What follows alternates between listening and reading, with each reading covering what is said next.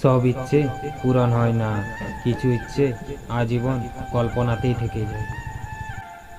যখন তুমি কারো প্রতি অতিরিক্ত মায়া বাড়াবে, ঠিক তখনই তুমি তার কাছে অবহেলার পাত্র হয়ে যাবে। এটাই বাস্তব।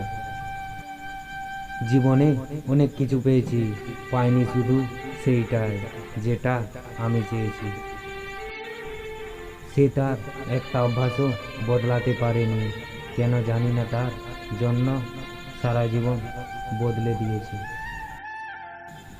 কথা দেওয়া মানুষগুলো যদি কথা রাখতো, তাহলে মানুষের জীবন এত বিচ্ছিন্ন হতো না।